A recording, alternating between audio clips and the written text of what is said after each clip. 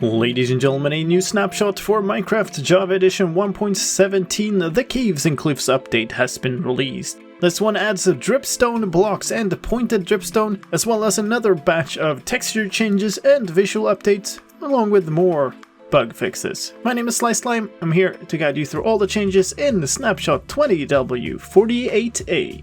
Starting with the dripstone, this comes in two shapes: the dripstone block, which is a full block, and the pointed dripstone, which is the sharp and spiky versions of the stalagmites and the stalactites. These pointed dripstone blocks can point upwards, forming stalagmites, or downwards, forming stalactites, and they come in four different thicknesses. They are base for the most thick ones, middle for everything in between, then frustrum and tip at the tops. If a stalagmite and a stalactite meet, then they connect at the tip.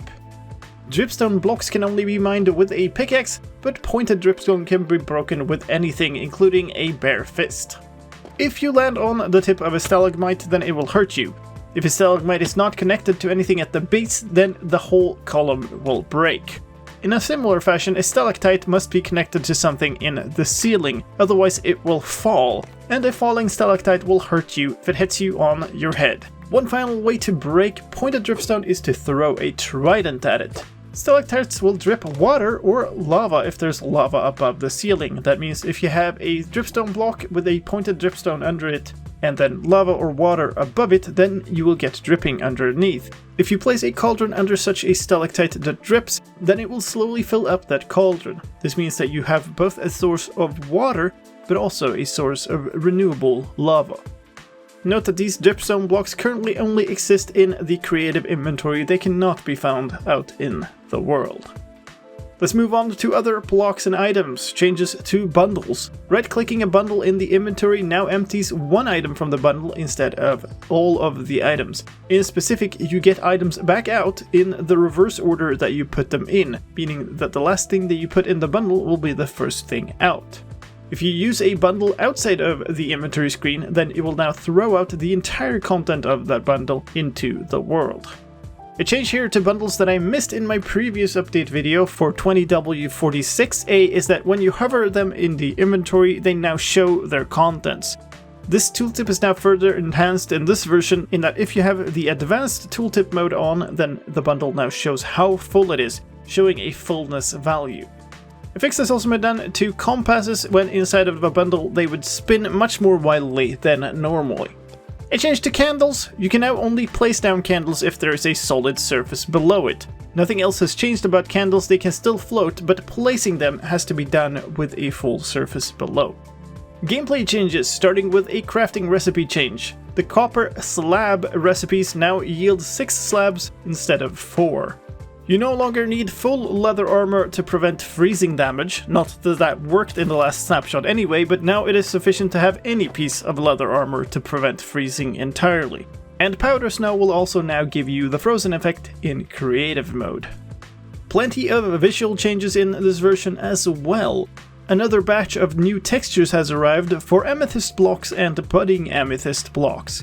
In addition to this, a number of items have new textures, including clocks, compasses, and all types of candles. The change has also been done to the spyglass, which now has a 3D model rather than a 2D texture. In third person, you will now see a more correct animation in many different cases. Other visual bug fixes as well. The world border will now render properly when you're outside of the normal Y range of the level. The Elder Guardian particle no longer animates at the same time as a nearby Elder Guardian, and TNT flashes are now translucent once again. Finally, some cases where the snow ambient effect didn't show correctly when you were at the edge of a powder snow block have been fixed. Sound changes in this version. There are new sounds for the dripstone blocks when placing or breaking them, and when walking on top of them.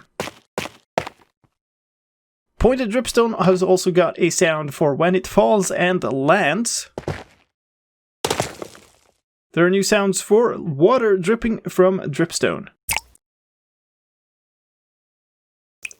for water dripping from dripstone into a cauldron, for lava dripping from a dripstone,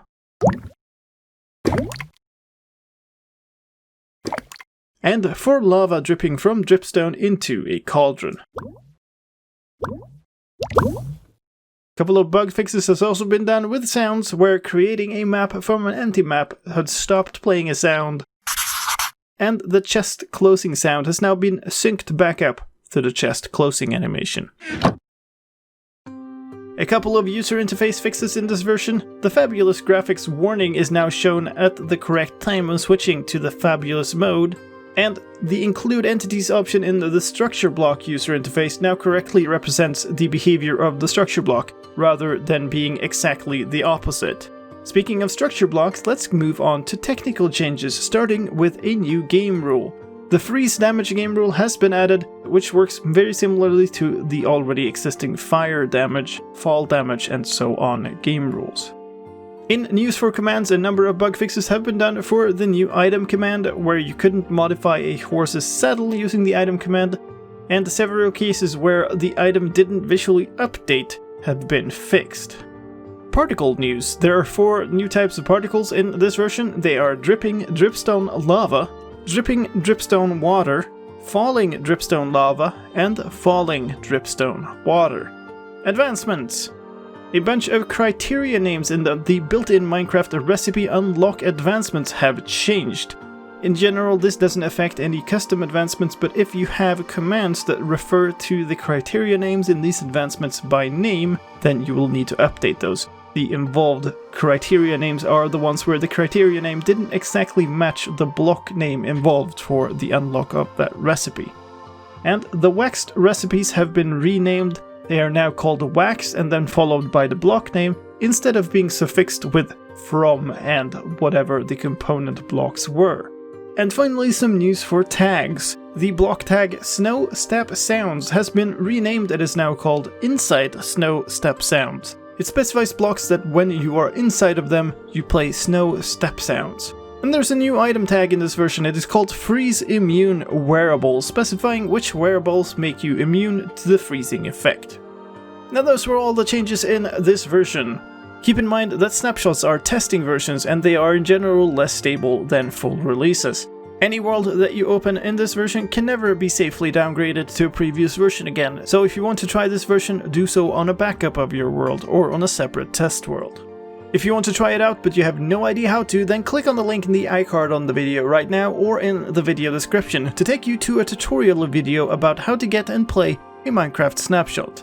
And that was all I had for you this time. I hope you found this update video useful, and if you did, please help me out in return. Leave a like and share it with a friend. And if you want to stay on top of all the news from Minecraft Java Edition, then please subscribe to this channel. I make update videos for every new snapshot, pre-release, release candidate, and full release. And don't forget to hit the bell icon and select all to get notified when the videos are done.